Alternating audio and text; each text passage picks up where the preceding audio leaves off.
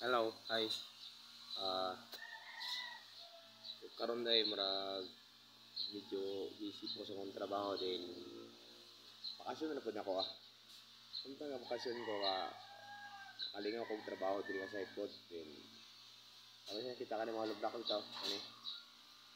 Ano nag-deliver mo daga daw. Then dili na pud sa site sa Lantapan. Then isa po sa rason nga nung ni uban kog biyahe diri is para pod matudan ang mga bukid-bukid ng area. Sama tong area kay nga basak, wala ko video kay nabiling mo ako cellphone niya nga nalubat pod then kana na sa kita na farm. Ako yung farm mo manukan ba. Na mawiran mo na siya sa akong kauban. By the way, karon Domingo ako di magkuan na. Ako di magpahuban na karon Domingo. Ato nang i-vlog ya karon Domingo. Ana na siya, silent din. Grabe na taka diri ka side. Hiningi ra pud tagkuan, hiningi ra pud tag vlog, hiningi ra pud video kay.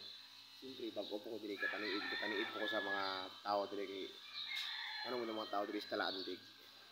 Part sa mga lumad. Wala po kabaloon sa patasan ani mga talaan dig. Bah, wala nga dili na magpatakag video dito magpataka og kuan kay. Kinahanglan sa tama nang sila. Aya ta magpataka og video din. Aya pa magpataka sa tao. Bah. Bali mga tao diri kay anad sa social media. Ang ina diri maka Facebook lang, makatawag sila mga suki, mga customer. Okay na sila. And then kita ini mga block tani. Lunes po mo lang deliver Lunes po man. So sa mga post week ata sa March o second week sa March. Muli na muhawa na po diri muli na po ko din. Ni ganahan ko mabalik ko diri. Ano mo kada mo nang kinabuhi sa ulit tao kay ano mo dili ka po gusto magtrabaho. Dili po ka ingon nga ras ka mo trabaho kay ano man wala man kay kinabuhi. Sa pang nasa ko karon isu iyab lang. Ang iyab isula pa ni klaro. Ang pabilin pa na o dili ba? Una nga kung sa akong uyab karon maging kami man dili okay lang. Wala mawala sa ko. Basta kay ang ako lang karon gina-enjoy nako ang kalibutan kung unsay nasa ka karon.